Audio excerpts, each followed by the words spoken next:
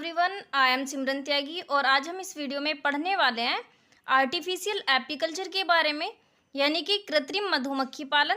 और life cycle के बारे में पढ़ेंगे हम हनी बी जो होती है, यानी कि मधुमक्खी की जीवन चक्र के बारे में, जो कि जूलॉजी 5th सेमेस्टर की फर्स्ट बुक का हमारा टॉपिक है। तो चलिए शुरू करते हैं कि होता क्या है कृत्रिम मधुमक्खी पालन, होता क्या है।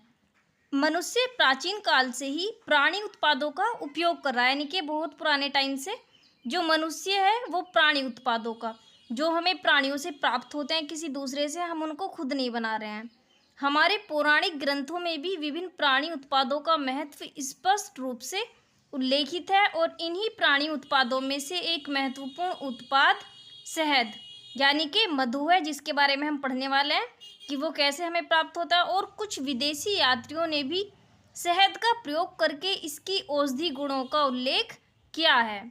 भारत में सर्वप्रथम मधुमक्खी पालन सन 1882 में बंगाल से प्रारंभ हुआ था और मधुमक्खियां प्रायः काफ़ी दूर से पराग तथा फूलों से जो होती है रस को एकत्र करती हैं, परंतु फिर भी मधुमक्खी पालन के लिए वनस्पतियों का विशेष महत्व है, पौधों का विशेष महत्व है। और मधुमक्खी पालन उद्योग को सफल बनाने के लिए उद्योग के स्थान के चारों ओर मक्का और पुष्पी नीम जो होते हैं वो जामुन, रीठा, गुलाब, आड़ू, सेब, शीशम, अमरूद, सरसों आदि वनस्पतियों को लगाना चाहिए।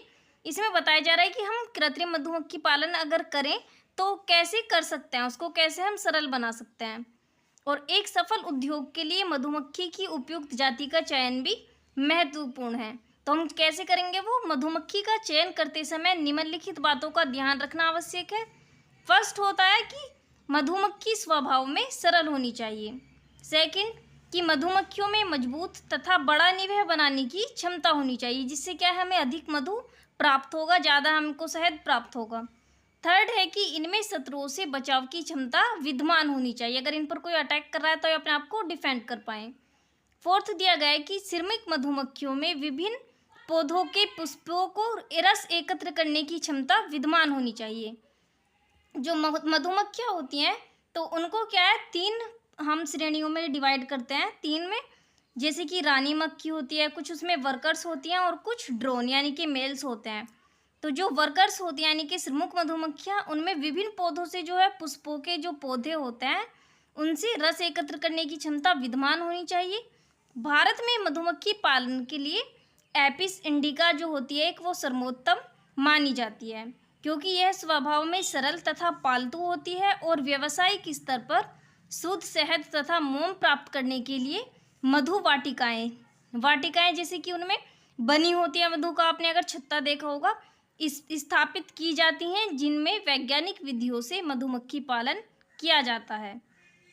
सफल मधुमक्खी पालन हेतु निम्न तथ्यों को ध्यान में रखना चाहिए। क्या होते हैं वो तथ्य, देखते हैं कि मधुमक्खी की प्रकृति व स्वभाव का ज्ञान होना चाहिए।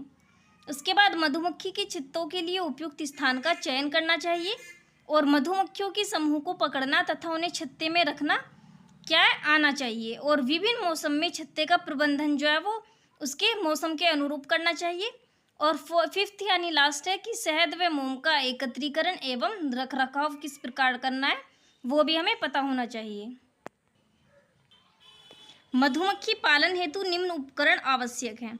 तो क्या चाहिएगा हमें कृत्रिम मधुमक्खी पालन करने के लिए, सबसे पहले चाहिए कृत्रिम मधुमक्खी पेटिका। इसका डायग्राम अब हम देखने वाले हैं। सर्वप्रथम अमेरिकी नागरिक लैंगस्ट्रोथ ने सन 1951 में इसका आविष्कार किया था और मधुमक्खी पेटिका को एक जाली के द्वारा दो भागों में बांट दिया था। नीचे का बड़ा भाग होता है तथा शिशु अथवा जनन कोष्ठक कहलाता है। आप देख लीजिए यहाँ पर नीचे का जो बड़ा भाग है वो कहलाता है हमारा जनन कोष्ठक या फिर ब्लड चैम्बर। ओके, तो ये हमारा क्या कहलाएगा, ब्लड चैम्बर। और ऊपर का भाग जो कि छोटा होता है उसको हम बोलते हैं सुपर कोष्ठक यानी कि सुपर चैम्बर। ये आपको दिख रहा है दो भागों में बांटा है और इन दोनों कोष्ठकों को अलग करने वाली जाली रानी जो होती है उसको बोलते हैं हम पृथक कारक। और इस जाली में बने छिद्र जो होते हैं वो अत्यंत छोटे होते हैं, जिनमें से होकर सिर्फ श्रमिक मधुमक्खियां ही जनन कोष्ठक तथा सुपर कोष्ठक में आसानी से विचरण कर सकती हैं। यानी कि यहाँ पर आप डायग्राम देख लीजिए, एक दिया गया आर्टिफिशियल बिहेव, तो इसमें जो हमारा ये है एक तो है हमारा ब्लड चैम्बर और उसके बाद है सुपर चैम्बर। तो इनकी जो जालियाँ वो बहुत छोटी होती हैं।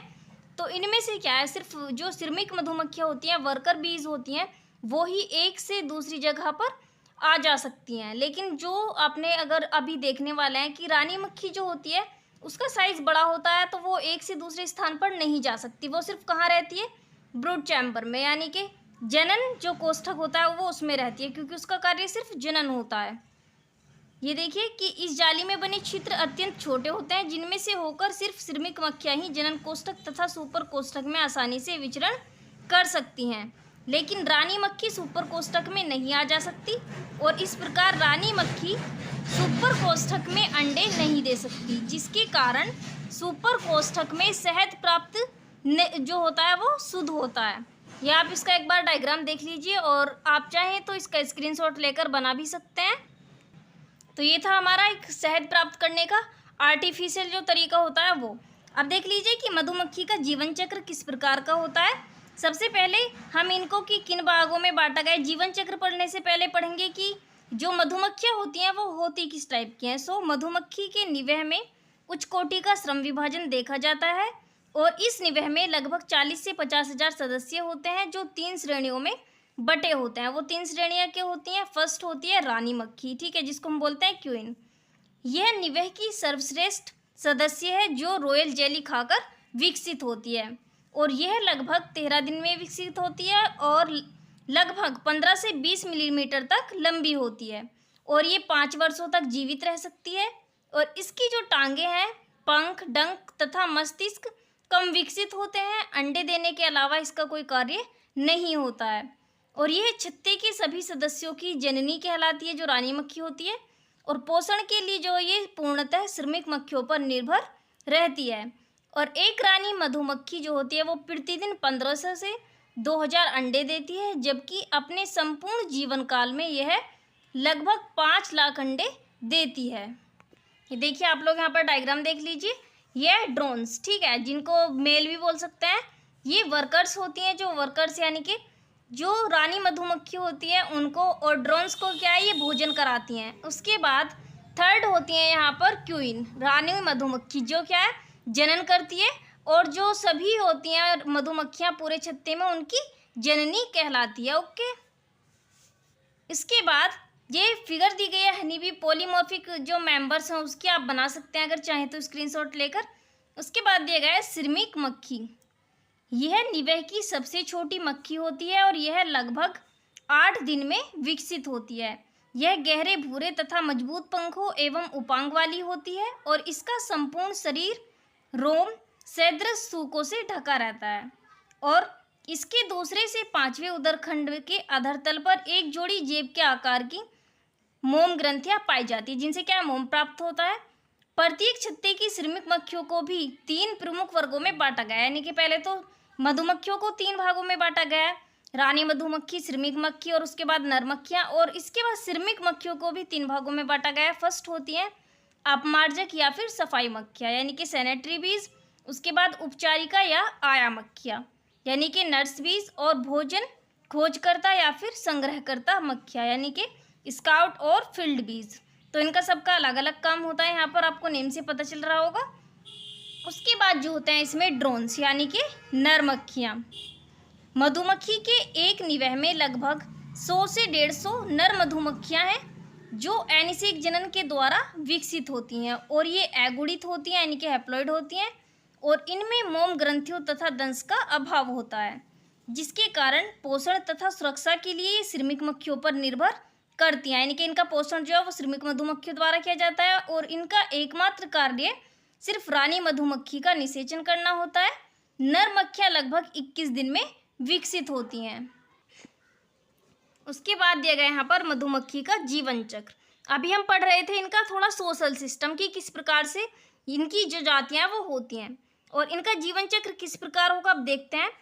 वृंदन होता है, यानी कि स्वार्मिंग। सो वसंत ऋतु में जो मधुमक्खियाँ होती हैं बहुत अधिक मात्रा में पराग तथा फूलों का रस एकत्र करती हैं, तथा रानी मक्खी जो होती है हजारों श्रमिक मक्खियों तथा नर मक्खियों के साथ छत्ते को छोड़कर किसी अन्य उपयुक्त स्थान पर नए छत्ते का निर्माण करती है। ओके, और यह क्रिया जो है प्रथम वृंदन कहलाती है। और पुराने छत्ते में सबसे पहले जन्मी रानी मधुमक्खी अन्य सभी बाद में जन्मी रानी मक्खियों को डंक मारकर समाप्त कर देती है। अब यह रानी मक्खी नर मक्खियों के साथ छत्ते के बाहर काफ़ी ऊंचाई तक उड़ती है। इसे क्या बोलते हैं? द्वितीय वृंदन बोलते हैं हम। और इस उड़ान के दौरान कोई एक नर मक्खी रानी से मैथुन करके इसका संसेचन करती है और मैथुन के पश्चात इस नर मक्खी की मृत्यु हो जाती है। और उसके बाद रानी बाकी बची हुई नर मक्खियों के साथ छत्ते में लौट आती है। और मैथुन के 3-4 दिनों पश्चात रानी जो मक्खी होती है वो अंडे देना प्रारंभ कर देती है। उसके बाद रानी मक्खी द्वारा दिए गए अंडे 2 प्रकार के होते हैं। वो कितने प्रकार के होंगे? 2 के। देखते हैं कि कौन कौन से होते हैं। फर्स्ट होते हैं निषेचित द्विगुणित अंडे, यानी कि फर्टिलाइज्ड डिप्लॉयड एग्स, जिनमें 32 गुणसूत्र होते हैं तथा जो विकसित होकर रानी मक्खियों एवं श्रमिक मक्खियों का निर्माण करते हैं। उसके बाद होते हैं कुछ अनिषेचित अगुणित अंडे, यानी कि अनफर्टिलाइज्ड हैप्लॉइड एग्स, जिनमें गुणसूत्रों की संख्या 16 होती है तथा जो विकसित होकर नर मधुमक्खियों का निर्माण करते हैं। यानी कि फर्टिलाइज्ड एग्स से किसका निर्माण होगा? रानी एवं श्रमिक मधुमक्खियों का, यानी कि क्वींस एंड वर्कर्स का। जबकि अनिषेचित अंडे जो होंगे अनफर्टिलाइज्ड एग्स, उनसे निर्माण होगा मेल्स का, नर मधुमक्खियों का। और अंडे देने के 3 दिनों के पश्चात अंडों से लार्वा निकल आते हैं, जिन्हें क्या बोलते हैं हम? जिन्हें ग्रब कहते हैं। जो 2 दिन तक प्रत्येक लार्वा को श्रमिक मक्खियाँ क्या करती हैं? शाही जेली खिलाती हैं। और उसके बाद रानी मक्खी में विकसित होने वाला प्रत्येक लार्वा को जो है यही भोजन दिया जाता है। जबकि श्रमिक एवं नर मक्खियों में विकसित होने वाले लार्वा को शहद एवं पराग दिया जाता है। यानी कि जो रानी मक्खी होगी उसको दिया जाएगा रॉयल जेली, लेकिन अगर श्रमिक एवं नर मक्खी होंगी उनको पराग एवं शहद दिया जाता है भोजन के रूप में। और थोड़े थोड़े समय अंतराल पर इनमें त्वक पतन होते रहते हैं, यानी कि माउल्टिंग होती रहती है।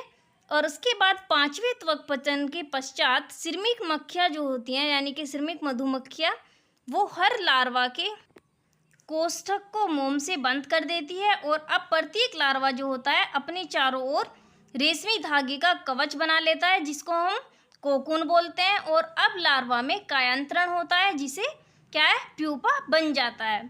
अब प्रत्येक प्यूपा जो होता है वो एक युवा मधुमक्खी में कायांतरित हो जाता है, जो अपने मैंडिबल्स की सहायता से कोकून या मोम को हटाकर या काटकर कोष्ठक से बाहर निकल आती है। तो ये था हमारा जो मधुमक्खी यानी हनी बी होती है उसका लाइफ साइकिल। और आगे भी आप अपनी बुक को कंप्लीट करने के लिए मेरे चैनल के साथ ज्वाइन हो सकते हैं। Thank you.